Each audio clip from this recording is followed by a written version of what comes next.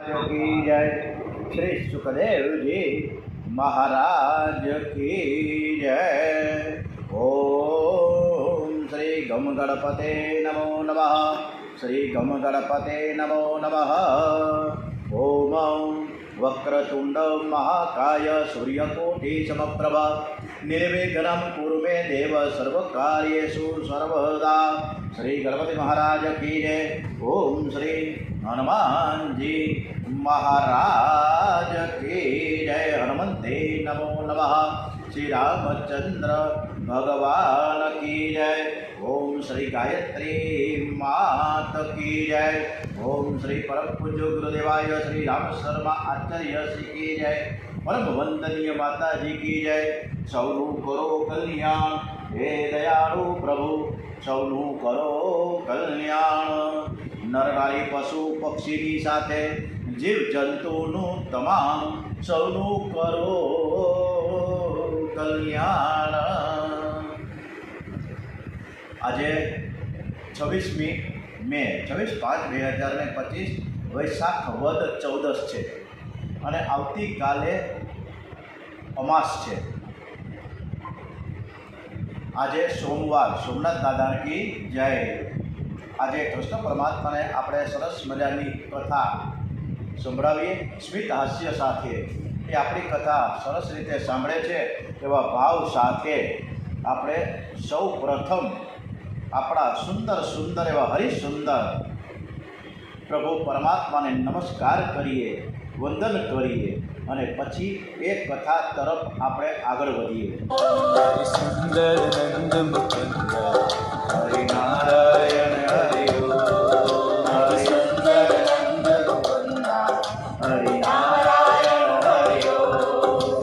केशव हरि गोविंद हरिनारायण हरि ओम। हरि केशव हरि गोविंद हरिनारायण हरि ओम। आओ रे गाओ रे गोकुल के प्यारे, आओ रे गाओ रे गोकुल के प्यारे, आओ रे कान्हा रे गोकुल के प्यारे, आओ रे कान्हा रे गोकुल के प्यारे, आओ रे नाचो रे रास रचाओ रे, आओ रे नाचो रे रास रचाओ रे, गाओ रे नाचो रे रास रचाओ रे, आओ रे नाचो रे रास रचाओ रे। हरि सुंदर नंद मुकुंद हरि नारायण हरिओ, सुंदर नंद मुकुंद हरिनारायण हरि हरि सुंदर नंद मुकुंद हरि नारायण हरिओ। सुंदर नंद मुकुंद हरिनारायण हरिओ। ભારત માતા की जय। वंदे वेद मातरम। આપણા દેશને આપણે કોટી કોટી નમસ્કાર સાથે વંદે માતરમ કરી અને કથા તરફ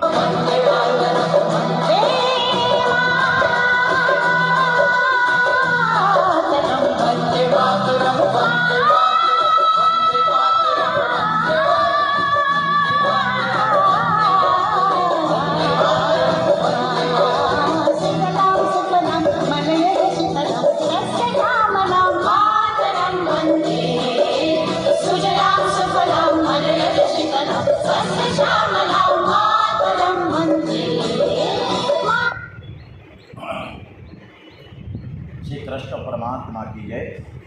ओम नमो भगवते वासुदेवाय। श्री भागवत भगवान जी महाराज की जय।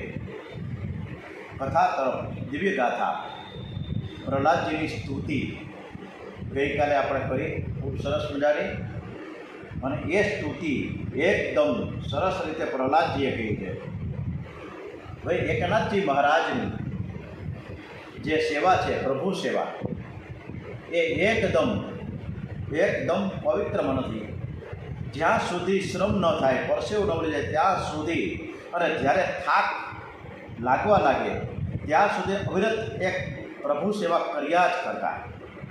એકનાથજી મહારાજની ધીમે ધીમે ઉંમર થતી હતી, એમ છતાં પણ વર્ષોથી ચાલી આવતી એની પ્રભુ સેવામાં જરા પણ એક કચાશ નહોતા રાખતા.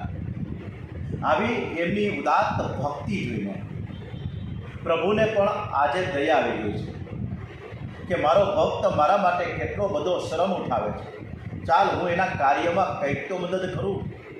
એટલે ભગવાન બ્રાહ્મણનું રૂપ લઈને આવ્યા. અનેક શાસ્ત્રોમાં, આ ભાગવતમાં, રામાયણમાં ભગવાન બ્રાહ્મણનું રૂપ ધારણ કરીને ગયા. હનુમાનજીએ પણ બ્રાહ્મણનું સ્વરૂપ ધારણ કરીને વિભીષણ પાસે ગયા હતા. એટલે બ્રાહ્મણનું મહત્ત્વ ખૂબ જ એટલે જ બતાવ્યું છે કે ભગવાન બ્રાહ્મણનું રૂપ લઈને એકનાથજીને ત્યાં આવ્યા છે અને કે ભાઈ તમારે ત્યાં મને નોકરી રાખજો, હું નાનું મોટું તમારે ત્યાં કામ કરીશ. એટલે એકનાથજી મહારાજ કહે કે ભાઈ મારે કોઈ નોકરની અત્યારે જરૂર નથી, હું જે અત્યારે કરી રહ્યો છું બરાબર છે. મારે અત્યારે કોઈની પાસે સેવા લેવી નથી, મારે કોઈ નોકર ચાકરની જરૂર નથી. બસ હું તો આખો દિવસ પ્રભુ સેવા અને સ્મરણ કરું છું. અને ભગવાન કહે છે કે હું તમને ત્યારે જે ભગવાન છે ને બ્રાહ્મણના સ્વરૂપમાં જે પધાર્યા હતા એમણે એકનાથજી મહારાજને કીધું, ભગવાન હે મહારાજ તમે કાંઈ બીજું અમારી પાસે કામ ન લ્યો તો કાંઈ નહીં, પરંતુ હું તમારા ઠાકોરજી જે સેવા પૂજા તમે સતત સરસ રીતે કરી રહ્યા છો એમાં હું કંઈક તો મદદરૂપ થાવ.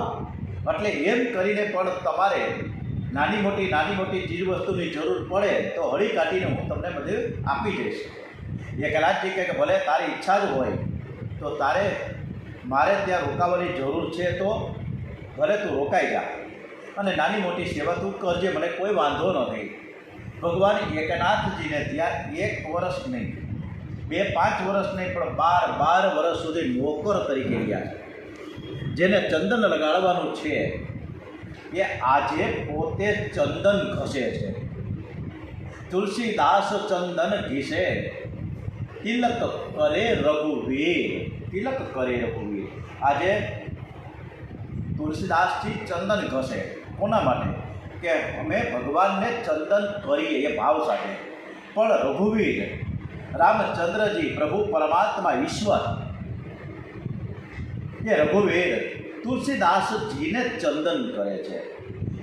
એવો સરસ મજાનો ભાવ છે અને આ ભાવ આપણે વ્યક્ત કરીએ.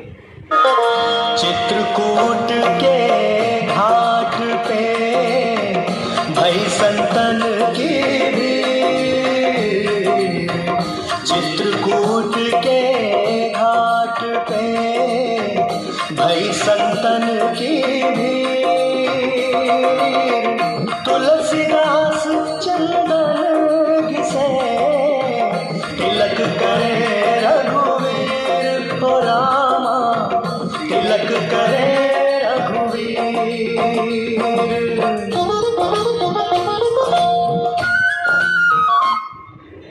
રઘુવીર ચંદન ઘરે છે. રૂકમણીજીએ પોતાની સેવાથી ભગવાનને કેવા વશ કરેલા, પ્રસન્ન કરેલા.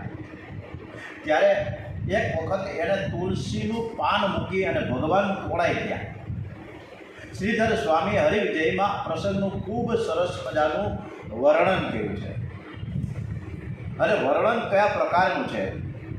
એક વખત શ્રી કૃષ્ણ ભગવાનની 8 પટરાણી પૈકી સત્યભામા એવું અભિમાન આવ્યું કે બધી જ રાણીઓ કરતાં હું ભગવાનની સૌથી માનીતી છું, એમ કરીને અભિમાન આવ્યું છે.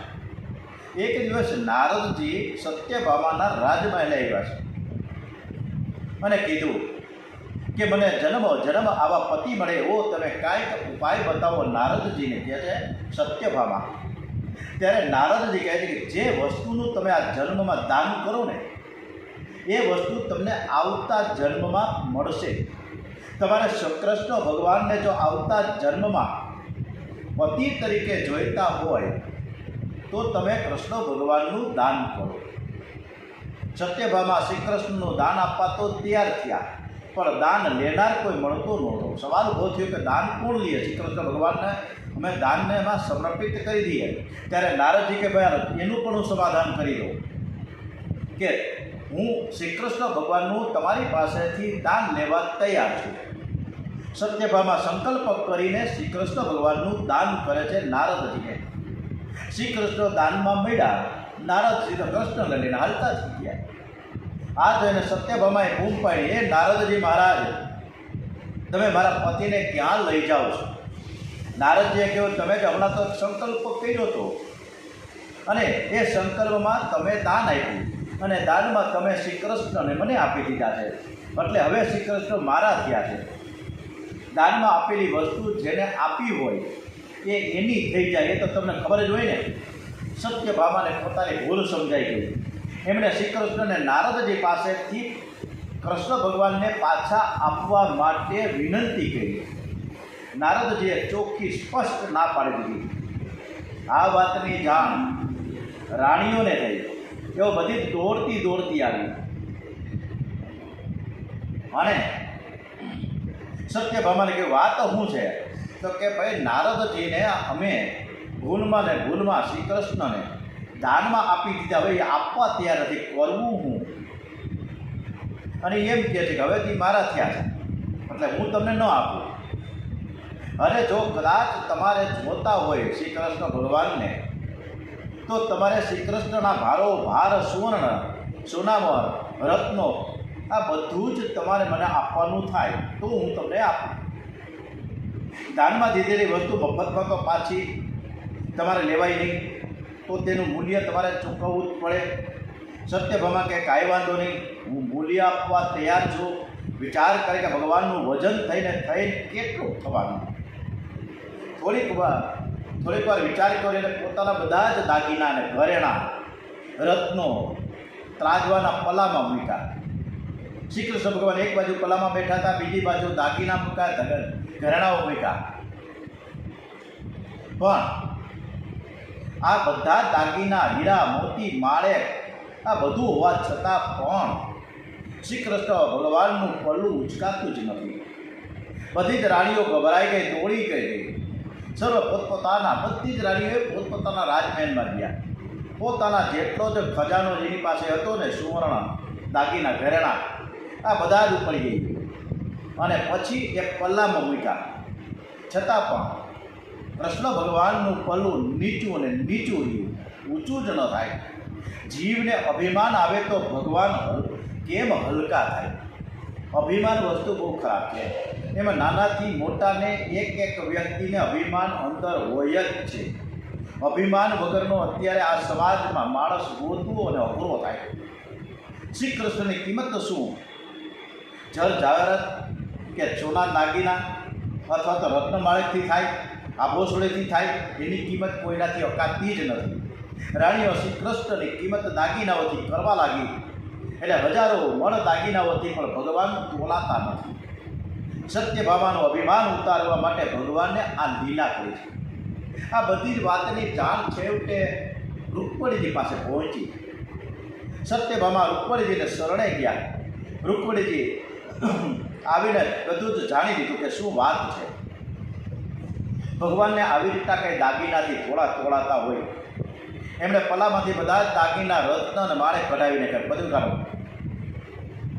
પછી એક તુલસીનું નાનકડું પાન મંગાવીને પલ્લામાં મૂકવામાં આવ્યું અને શ્રી કૃષ્ણ તરત જ તોળાઈ ગયા.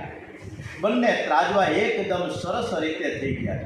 રૂકમણીજીએ તુલસીનું એક પાન ભાવ પ્રેમથી અર્પિત કર્યું અને ભગવાન તોળાઈ ગયા. હજારો મણ સુવર્ણથી ન તોળાયા, એ એક તુલસીના પાનથી તોલાયા. તુલસીના પાંદડે તોલાયો મારો વાલીઓ. વાહ, શું અદ્ભુત વાત છે! એક તુલસીના પાનથી જો ભગવાન તોલાય, આ સ્નેહ છે, આ પ્રેમ છે ભગવાન પ્રત્યેનો. ઓ નાથ તમે તુલસીને પાને તોડાયા, તેજી એવા ગુણ તો ગોવિંદ ના ગવાણા, તેજી એવા ગુણ તો ગોવિંદ ના ગવાણા. ઓ નાથ તમે તુલસી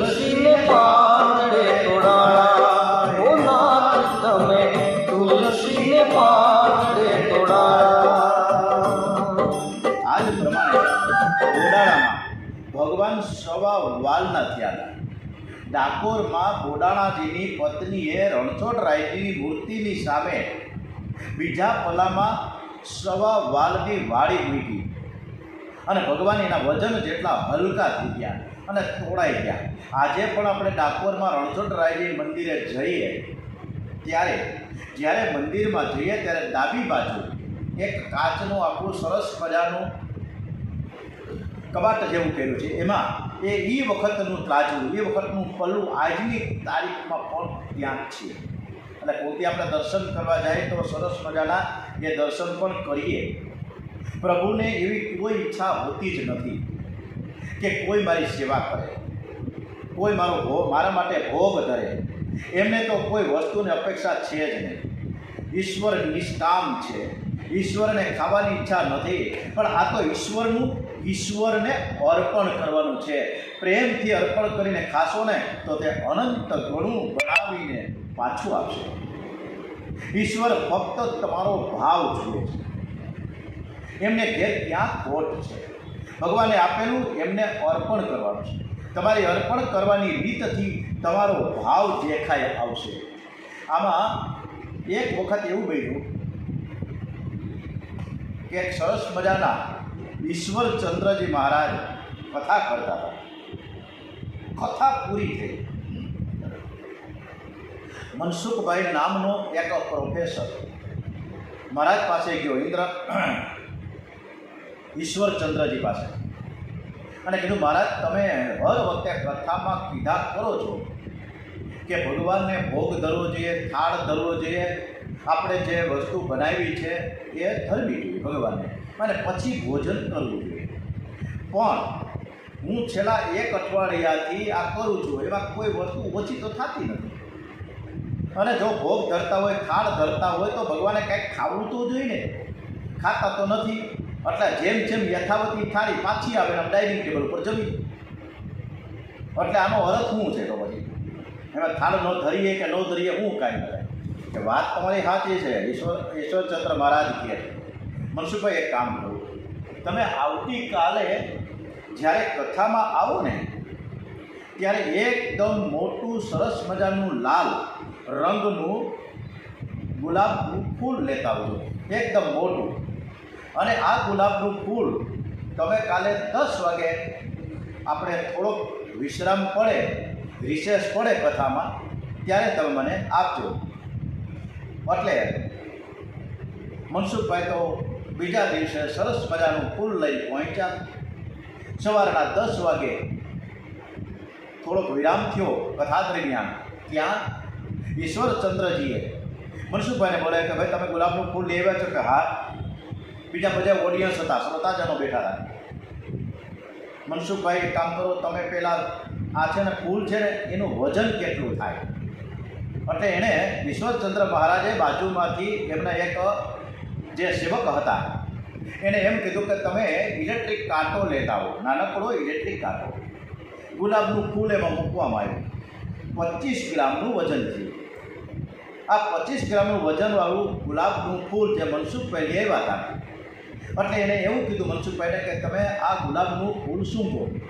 સૂંઘીને પછી બધા જે શ્રોતાજનો છે એ બધા સૂંઘ છે, એ સૂંઘીને પાછા તમારી પાસે ગુલાબનું ફૂલ આવે અને પાછું તમે સૂંઘજો, અને પછી તમે આ ઇલેક્ટ્રિક કાંટામાં પાછું વજન કરજો. હવે ધીમે ધીમે આ ફૂલ ફરતો બધા સૂંઘતા હતા, અને સૂંઘીને પછી છેલ્લે પાછા મનસુખભાઈ પાસે આવ્યા અને એ ગુલાબનું ફૂલ સૂંઘી લીધું. એટલે ઈશ્વરચંદ્ર મહારાજે એવું કીધું કે મનસુખલાલ, આ ગુલાબનું ફૂલનું પાછું તમે વજન કરો. તો 25 ગ્રામ વજન થયું. એમાં 1 ગ્રામ કે અડધો ગ્રામે ગુલાબના ફૂલનું વજન ઘટ્યું નહીં. કે તમે આમાં સુગંધ લીધી હતી? તો કે હા. બીજા બધા શ્રોતાજન ભાઈઓ તમે પણ આમાં સુગંધ લીધી હતી? કે હા. જ્યારે બધાએ સૂંઘવાથી ફૂલનું વજન ઓછું થતું નથી, કારણ કે એ અંદરની સુગંધ છે, અંદરનો રસ છે, એ આપણે લઈએ છીએ. આ જ રીતે પરમાત્માને આપણે જે સામગ્રી ધરીએ છીએ એમાંથી એ દિવ્ય શક્તિથી એ રસ ખેંચે છે, કારણ કે પરમાત્મા રસ સ્વરૂપ છે. આપણે જે પ્રેમ ભાવથી થાળ ધરીએ છીએ એ દિવ્ય શક્તિથી એ જેવો થાળ ધરેલો છે એમાંથી એ અંદરનો જે પ્રેમ રસ છે એ ખેંચે. અને માની લો મનસુખભાઈ કે આવતીકાલે તમે 12:30 વાગે તમારી જે રસોઈ છે અને એમાંથી એ થાળ તમે ધર્યો અને ભગવાનને મન થયું કે ચાલો હું ખરેખર આ થાળ જમું. જો એ થાળ જમે ને તો તમારે પાછળ કાંઈ વધશે નહીં. એટલે એ વસ્તુ એવા છે. તમને ખબર છે કે ગોવર્ધનનાથજીએ ફટાફટ જેટલી છાપમાં આ ભોગ ધર્યો તો 56 ભોગ અને આરોગવા લાગ્યા હતા. પછી આપણે કીધું કે હાવ કરો ત્યારે ગોવર્ધનનાથજી હાવ કર્યું. એટલે ભગવાનને જો આપણે થાળ ધરીએ અને કદાચ એ સ્વીકારી લઈએ તો આપણે બધા ભૂખ્યા રહી જાય. ભગવાન આપણી પાસેથી પ્રેમનો રસ માંગે છે. આપણા પ્રેમથી, ભાવથી, શ્રદ્ધાથી, એક વિશ્વાસથી, એક ભક્તિથી આપણે રોજ આપણું બનાવેલું જે ભોજન સામગ્રી છે એ રોજ ધરવી જ જોઈએ. ભગવાનને ભોજન કર્યા વગર, કૂતરાને રોટલી ને ગાયને રોટલી આપ્યા વગર ભોજન ન કરાય. તો આ રીતે આ ક્રમમાં હવે તમે કોઈ દિવસ શંકા ન કરતા તો હવે બિલકુલ હું શંકા ન કરું. તમારી વાત હું બિલકુલ સમજી ગયો છું. મનસુખભાઈ નમસ્કાર કર્યા છે. આ રીતે તુલસીના પાંદડે તોળાયા મારો વાલો તોળાઈ ગયો. આ જે ભાવ છે આ શ્રદ્ધાની વાત આવે છે. શ્રદ્ધા જ હોય, વિશ્વાસ હોય, ભક્તિ છે, અંદરનો અતૂટ વિશ્વાસ હોય તો શું ન થઈ શકે. હવે એક યજમાનને ત્યાં એક અમારા વ્યાસજી, નિલેશભાઈ વ્યાસ કરીને અમારા સરસ મજાના વિદ્વાન પંડિત છે, એ ત્યાં ગયા સત્યનારાયણ ભગવાનની કથા કરવા માટે.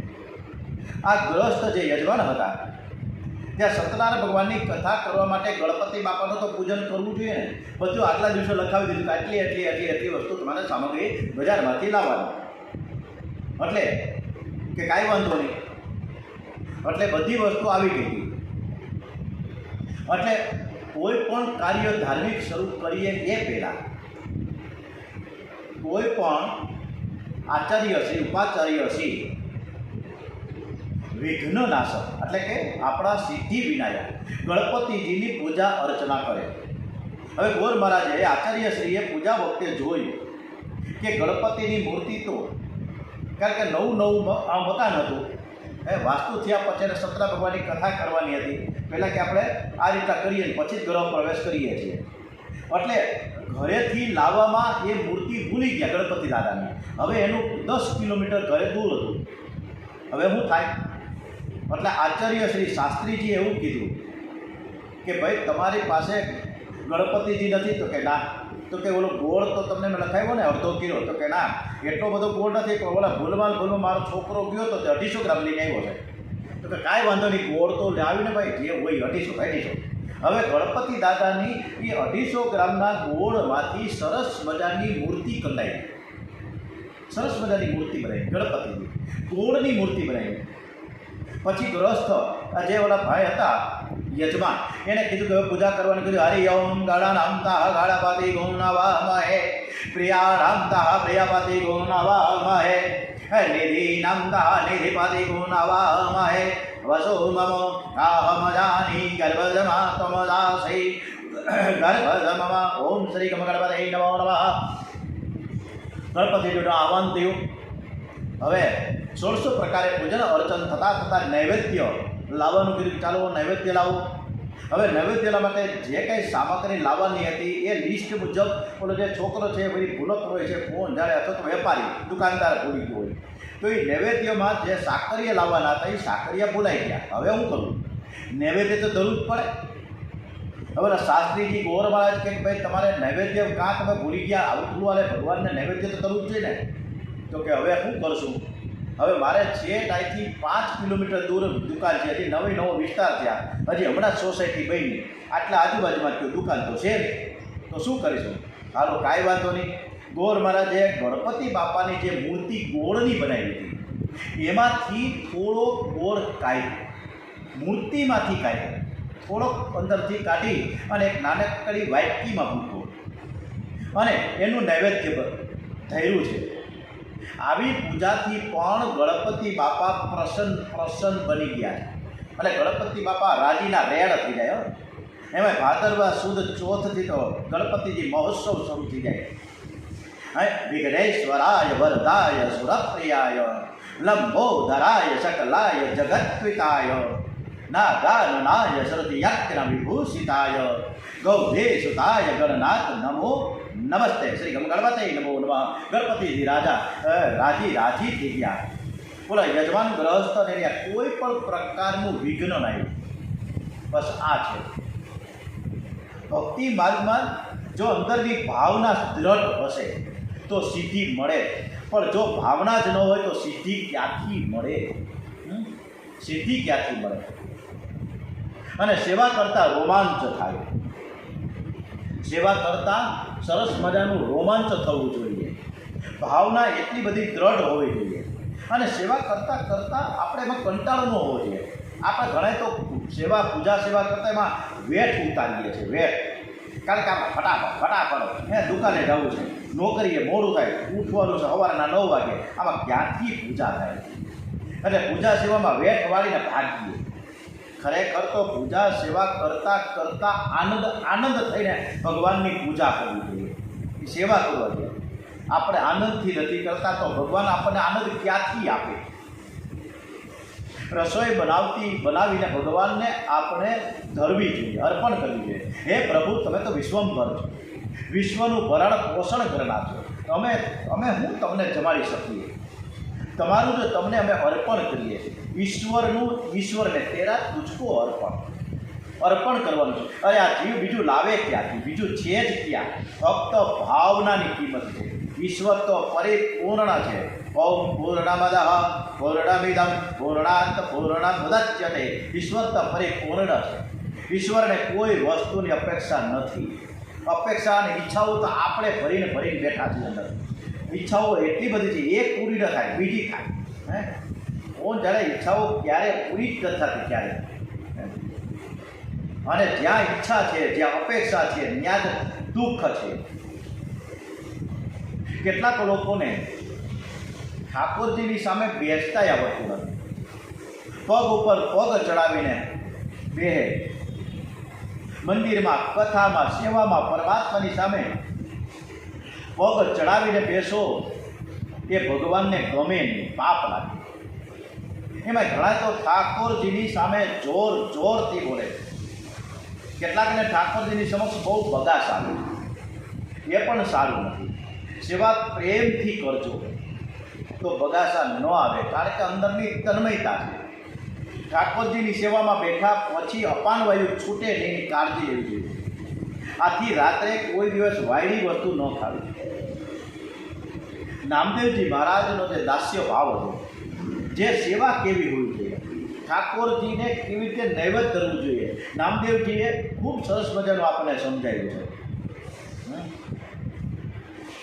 3 વર્ષના હતા અને વિઠ્ઠલદાસજીની સેવા કરતા હતા. પિતાજી બહારગામ જવા માટે તૈયાર થતા હતા. 5 દિવસ નહોતા. એ કે તારે આ રીતના ઠાકોરજીની સેવા કરવાની, સ્મરણ કરવાનું, ઠાકોરજીને દૂધ ધરવાનું અને ભોજન સામગ્રી ધરવાની. એટલે ત્યારે નામદેવજી કે પિતાજી, મને તો બીજું કંઈ આવડતું નથી, પણ તને રામ રામ કરતા આવડે, રામ રામ કરીને પણ તારે સેવા કરવાની.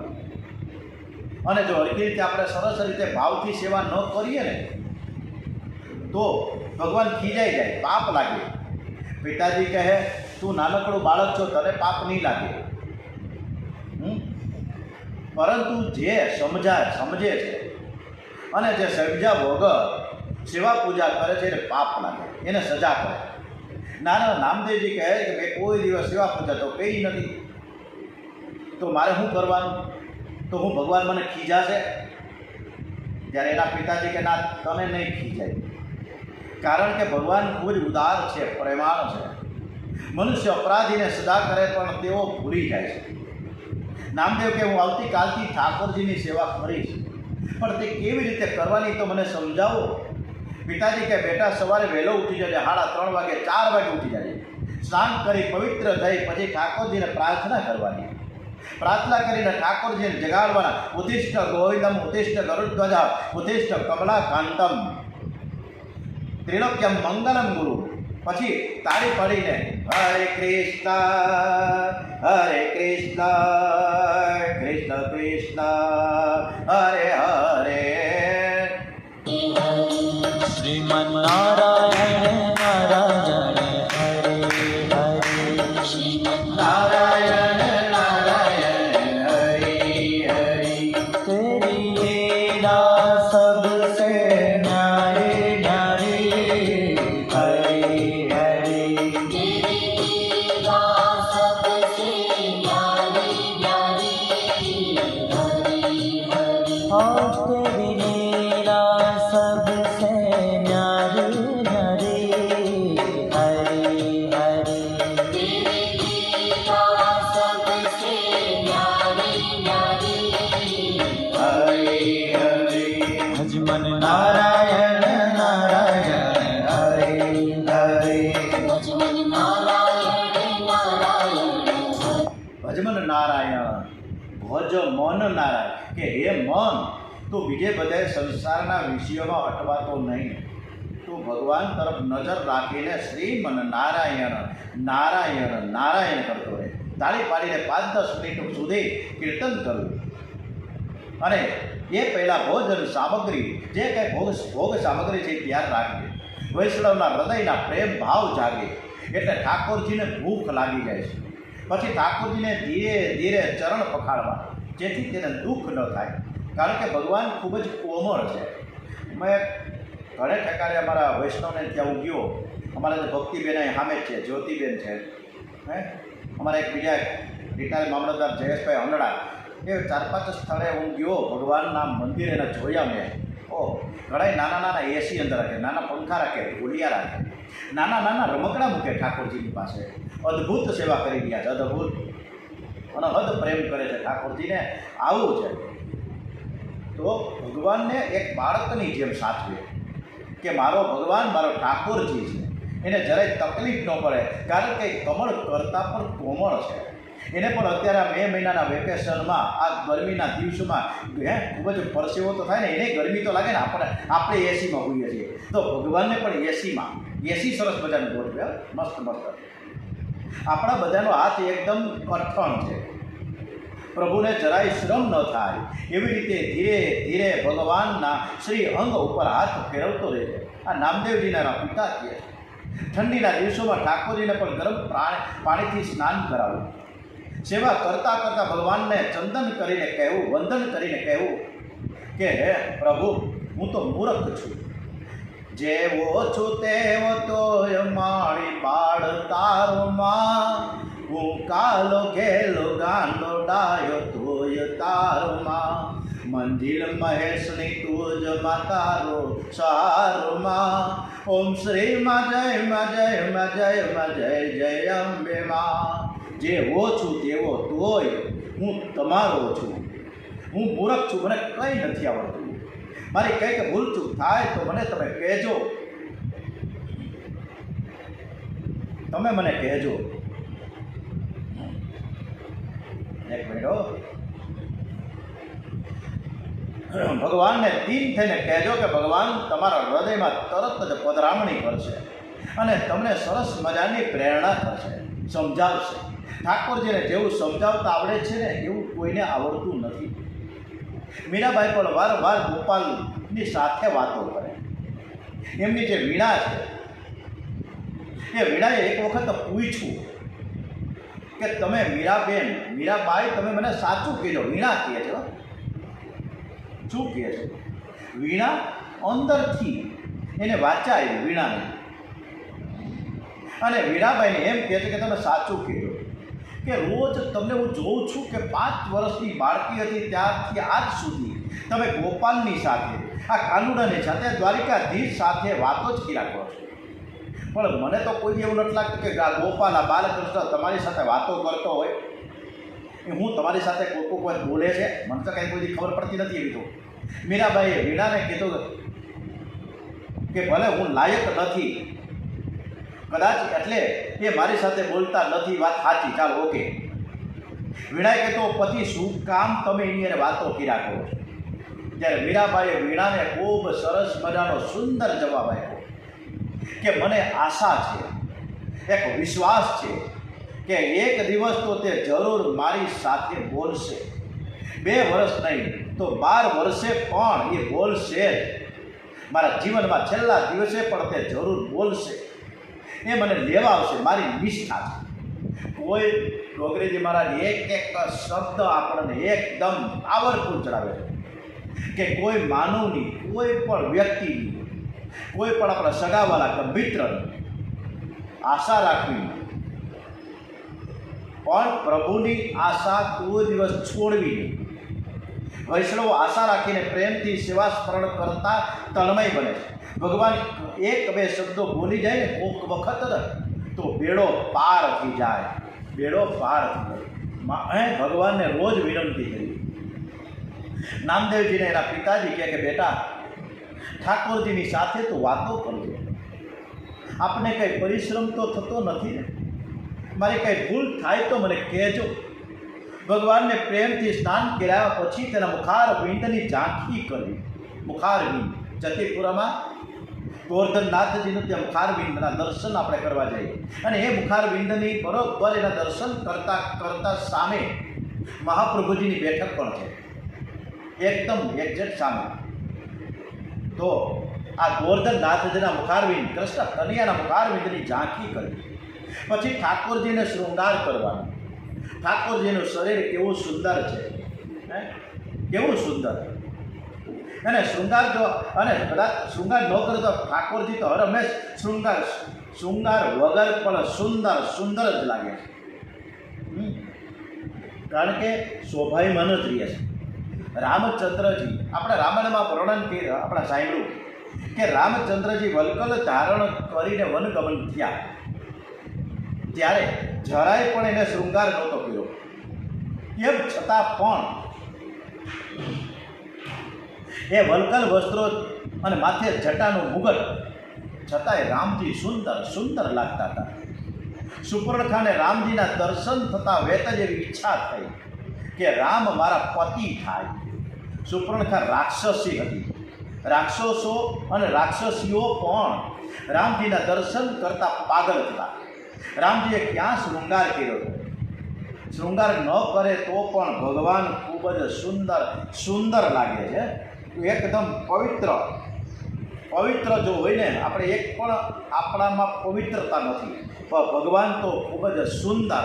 એટલે જ આપણે ભગવાનને એક સુંદરતાના સ્વરૂપમાં કાલાવેલા કરીએ. એના પિતાજી નામદેવજીને મહારાજને ખૂબ સરસ રીતે બોધ આપી રહ્યા છે કે આપણો ભગવાન છે ને, કદાચ શૃંગાર ન કરીએ ને તો પણ એ સુંદર લાગે.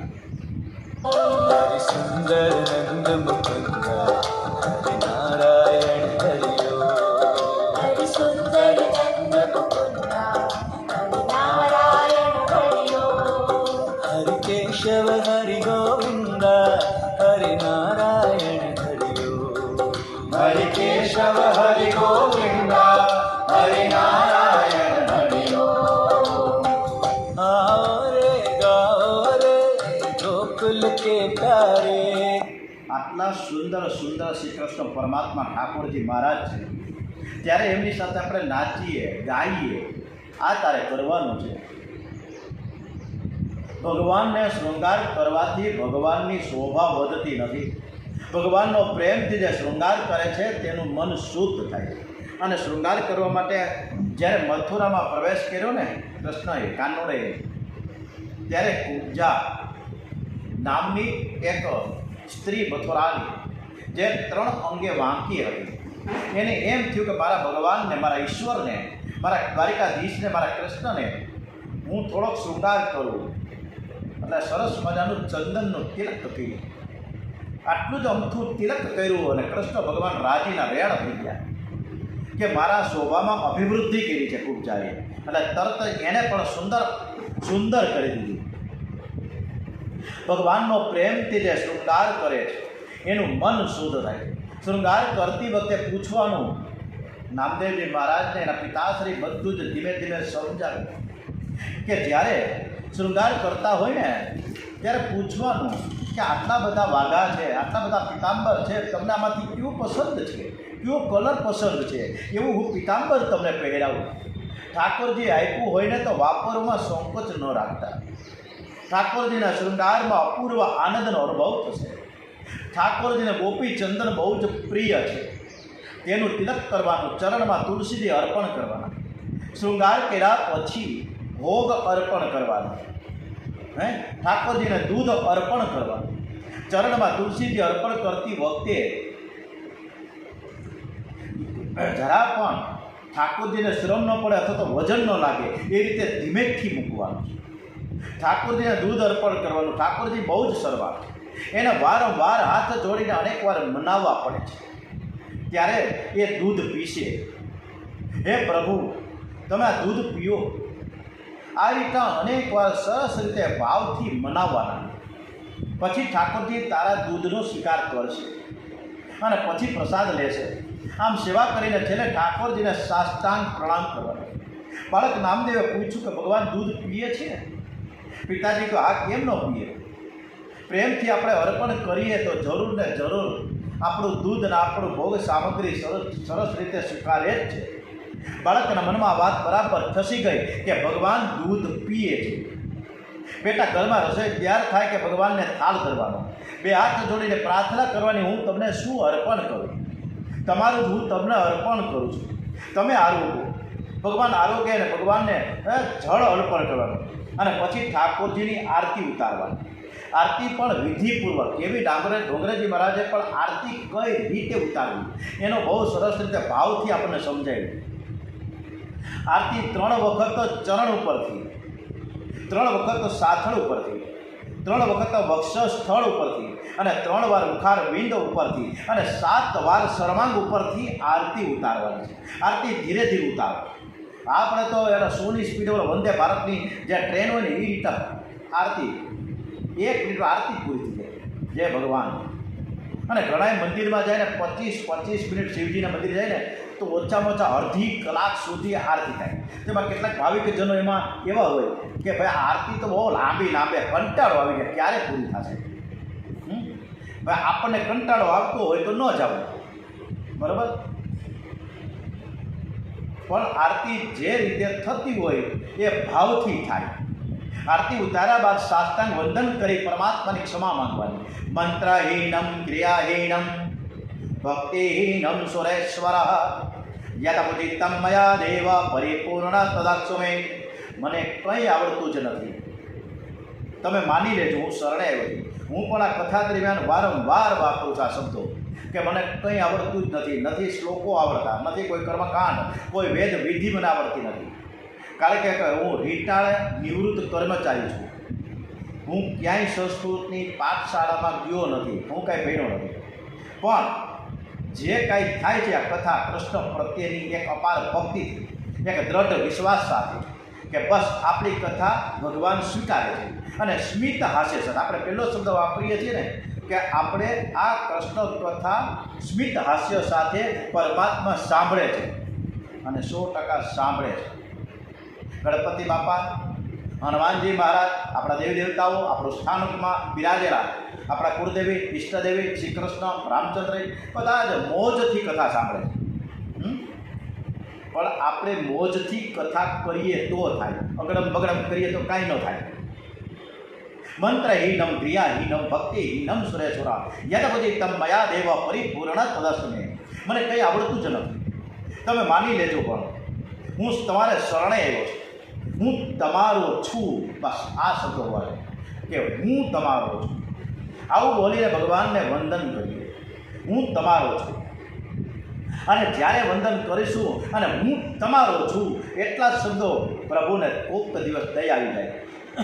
બેટા, ભાવપૂર્ણ તું સેવા કરજે. પિતા બહાર ગામ ગયા છે. નામદેવે નિશ્ચય કર્યો કે આવતીકાલે હું સેવા કરીશ. આવતીકાલે હું જરૂર વહેલો ઉઠી જઈશ. આલારામ મૂકી દીધો સવારના 4 વાગ્યાનો. નામદેવ તો નિર્દોષ અને ભોળા છે. પિતાજીએ જેટલી વાત એને કીધી બરોબર મગજમાં ફસી ગઈ અને બધી બરાબર સાચી જ છે એમ માની લીધું એને. નાના બાળકને સમજાવવામાં આવે તો મૂર્તિમાં એને ભગવાન દેખાશે. આજે ધ્રુવજી મહારાજ ને પ્રહલાદજી આપણી સમક્ષ છે, નાની નાની ઉંમરમાં આટલી કે નાનકડી વસ્તુમાં પરમેશ્વરને પ્રાપ્ત કરી શક્યા. પણ એ મોટા થતાં એને સમજાવવા જશો તો સામે દલીલો કરશે, કોણ ભગવાન માને જ નહીં. આથી નાનપણથી જ બાળકોમાં પરમાત્માના ભક્તિના સંસ્કારો છે ને દ્રઢ કરજો. ભગત થવાનું નથી, ભગત થવાતું નથી, પણ જન્મથી તે હોય છે ભગત જન્મે છે. નામદેવ નાનપણથી જ ભક્ત છે, એટલે જ નાનપણથી આ કથા હું થોડીક મારી વાત કરી લઉં. કોઈ મારી પોતાની આત્મકથાઓ નથી કરવા જઈ રહ્યો, પણ હું જ્યારે 10-12 વર્ષનો હતો, આજે તમારા 67 વર્ષ થયા, પણ જ્યારે 10-12 વર્ષનો હતો ત્યારથી હું ભાગવત અને રામાયણ વાંચું છું. એટલે આ નાના ઉંમરથી જ જ્યારે ભક્તિનો એક સંયોગ થાય આપણી સાથે, ત્યારે એ મજા છે. મોટા થાય તો પછી તો એમાં કામમાં જ ઉલઝનમાં આપણે પડ્યા રહીએ. નામદેવને રાત્રે ઊંઘ નથી આવતી, ઠાકોરજીની સેવાના જ વિચાર કર્યા કરે છે. પ્રાતઃકાળમાં નામદેવ ઉઠી ગયા, સ્નાનાદિથી પરવારી ઠાકોરજીની સેવામાં આવ્યા છે. ઠાકોરજીને ધીરે ધીરે જગાડે છે. અને કેવી રીતે જગાડે છે, મેં બાલસરમાં ડોંગરીજી મહારાજના જે આશ્રમ છે નિરમા પરિવારમાં, એમાં અમે 15 દિવસ રોકાતા. કેવી રીતે ઠાકોરજીને જગાડે, બહુ સરસ મજાની એ બધી સવારની અમે ક્રિયાઓ છે, મજા આવી ગઈ. ઠાકોરજીને ધીરે ધીરે જગાડે છે. નીલાબેન તમારું માઇક્રોફોન બંધ કરજો. ઠાકોરજીને ધીરે ધીરે જગાડે છે. આજે ઠાકોરજી ગાલમાં ધીરે ધીરે હસે છે. ભગવાનને બાળકો બહુ જ ગમે. સેવા પૂજામાં બેસો ને ત્યારે અભિમાનને ફેંકી દેજો. હું ભગવાનનો સાધારણ બાળક છું. હું એવો ભાવ રાખજો, બાળક જેવું હૃદય, જેનું હૃદય છે એની સેવા ભગવાન જલ્દીથી સ્વીકારે. આજે ઠાકોરજી બહુ રાજીના રેડ થઈ ગયા છે કે મારો દીકરો, મારું નાનકડું બાળક મારી સેવામાં આવી ગયું છે. એને કેવો પ્રેમ છે. નામદેવ ધીરે ધીરે ઠાકોરજીના ચરણ પખાડે છે. ચરણ ઉપર હાથ ફેરવતા ફેરવતા એની આંખો ભીની થઈ ગઈ. મારા ભગવાનના ચરણ કેવા કોમળ છે. પરમાત્માને સ્પર્શ કરે છે, શરીર ઉપર રોમાંચ આવ્યો. નામદેવ સેવા કરતા ઠાકોરજીને પૂછ્યું કે આપણને કંઈ ત્રાસ તો નથી થતો ને, આપણે કંઈ તકલીફ તો થતી નથી ને, મારો હાથથી તમને કાંઈ વાગતું તો નથી ને, મને કંઈ આવડતું નથી, હું મૂર્ખ છું, પણ હું તમારે શરણે આવ્યો છું. હું તમારે શ્રી કૃષ્ણ શરણમ મમ, હું તમારે શરણે આવ્યો છું, હું તમારો દાસ છું. ઠાકોરજી નામદેવની વાતો સાંભળીને ખૂબ જ રાજી થયા. ઠાકોરજીને સ્નાન કરાવે છે, પીળું પિતાંબર પહેરાવે છે. ઠાકોરજીને સુંદર શણગાર કર્યો છે. વિઠ્ઠલના પ્રસન્ન દેખાય છે. તુલસી અને ગુંજામાળા અર્પણ કરે છે. બાદ ઠાકોરજીને ગોપીચંદનનું તિલક કરવામાં આવ્યું. શૃંગાર બહુ સાદો છે, છતાં આજે પરમાત્મા બહુ જ પ્રસન્ન દેખાય છે. બાળકના હૃદયનો પ્રેમ એ મૂર્તિમાં પ્રવેશ કર્યો છે. પ્રેમમાં એવી શક્તિ છે કે તે જળને પણ ચેતન બનાવે. નામદેવને યાદ આવ્યું કે ભગવાનને શૃંગાર થયા પછી તરત જ ભૂખ લાગે છે. નામદેવ ભગવાનને દૂધ અર્પણ કરે છે. હાથ જોડીને કહે કે તમે મારા માલિક છો, તમે મારા માલિક છો. આ ઘરમાં જે કાંઈ છે તે બધું જ તમારું છે. એ બધું આપની કૃપાથી મળ્યું છે. હું આપણને શરણે આવ્યો છું. હું આ દૂધ પ્રેમથી લાવ્યો છું. તમે આરોગો. હું આંખો બંધ કરીને હું કીર્તન કરું ત્યાં સુધીમાં તમારે દૂધ પીવાનું છે. અને નામદેવે આંખો બંધ કરી. આપણે પણ થોડીક વાર માટે આપણે આંખો બંધ કરી અને ભગવાનના કીર્તનમાં જે રીતે નામદેવજી મહારાજ ખૂબ સરસ રીતે ભાવથી ભગવાનને વિનંતી કરે છે, એ જ રીતના આપણે પણ કરીએ કે ન કરીએ? તો સરસ મજાના આપણે પણ નામદેવજી ભજન કરી રહ્યા, વિનંતી કરે છે કે તમે આ દૂધને આરોગો.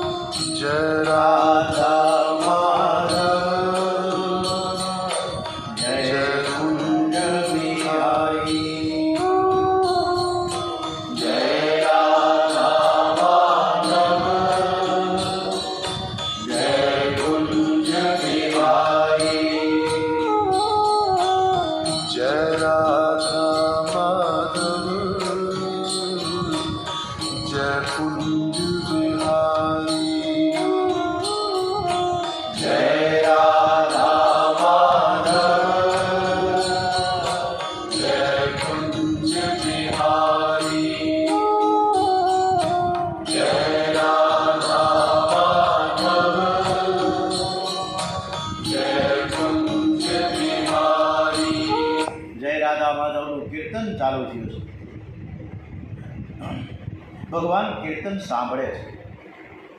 નાનું બાળક કેવું સરસ બોલે છે, મને કહે છે કે તમે દૂધ પીઓ. જ્યારે આજે મારો નામદેવ, મારું બાળક આજે વહેલો ઉઠ્યો, એને પણ ભૂખ તો લાગી હોય ને, આ દૂધ તે પી જાય ને, એટલા માટે ભગવાન એવું ઈચ્છે છે કે આ દૂધ છે મારો નામદેવ પીએ. મારે નથી પીવું એટલે દૂધ પીતા નથી. 5 મિનિટ પછી નામદેવ આંખ ખોલીને કટોરામાં જુએ તો દૂધ જેમનું છે એમ જ છે, એક ચમચી પણ ઓછું નથી. ઠાકોરજીએ દૂધ પીધું નથી. નામદેવ હાથ જોડીને કહે કે આપ દૂધ કેમ પીતા નથી? મને પિતાજી કહેતા હતા કે આપને બહુ મનાવવા પડે છે અને ત્યાર પછી જ આપ દૂધ પીઓ છો.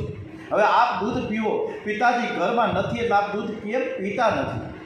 એ તો થોડા દિવસ પછી જ આવશે. મારી સેવામાં કંઈ ભૂલ હોય તો તમે માફ કરજો. મારા પિતાજી મને કહેતા હતા કે ઠાકોરજી બધું જ ભૂલી જાય છે. હું પાપી છું, હું અપરાધી છું. મેં આજ સુધી આપની સેવા કરી નથી, પરંતુ આપ તો અતિ ઉદાર છો. નાથ કૃપા કરીને આટલું દૂધ પી જાઓ. આપને ભૂખ લાગી હશે. શું દૂધમાં ખાંડ ઓછી છે? શું દૂધમાં ખાંડ ઓછી છે? એટલે તમને દૂધ નહીં ભાવતું હોય. નામદેવ રસોડામાં જઈને 2 ચમચી વધારે ખાંડ દૂધના કટોરામાં નાખી અને દૂધને અને બીજી ભોગ સામગ્રી લઈને પ્રભુને સમજાય, હવે તો આ ગળ્યું સરસ મજાનું મીઠું મધુરું દૂધ છે, તમે પીઓ, જલ્દી પીઓ. અને ભગવાનને એ જે ભોગ છે, ભોગ સામગ્રી અને દૂધ હરે કૃષ્ણ ધૂન સાથે ભગવાનને વિનંતી કરે છે. કેવી વિનંતી?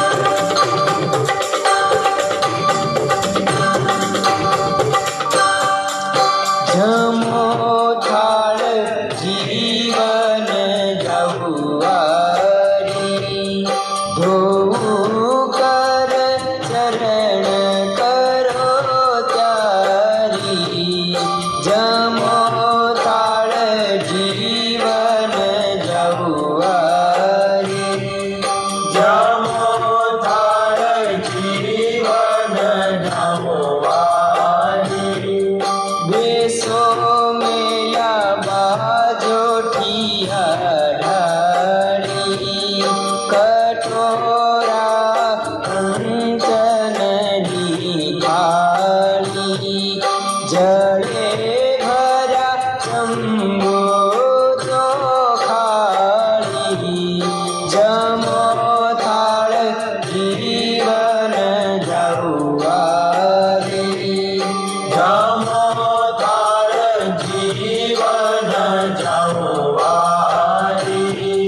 કરી કાઠા ઘઉં તળી કોળી, મેલી વ્રત સાકર માં કોળી. કાઢો રસ કેરીનો ઘોળી, જમો થાળ જીવન જહુઆરી, જમો થાળ જીવન જહુઆરી. ગળા સા જમો થાળ જીવન જહુઆરી. ખૂબ જ ભાવથી એ થાળ ધર્યો છે, આરતી કરી રહ્યા છે, વિનંતી કરી રહ્યા છે. નામદેવે આંખ બંધ કરી દીધી છે અને હવે તો મારે આંખ ખોલવી જ નથી. હવે જોઉં છું કે ભગવાન મારું દૂધ, મારી ભોગ સામગ્રી ધરશે કે કેમ. ફરીથી હરે કૃષ્ણ કૃષ્ણ કૃષ્ણ હરે હરે વળી પાછા એ ધૂનને કીર્તનમાં લાગી ગયા છે. એકદમ પવિત્ર આપણે પણ આંખ બંધ કરી. નામદેવજી જે ભગવાન જે લેવા સ્વીકારવા તૈયાર થયા.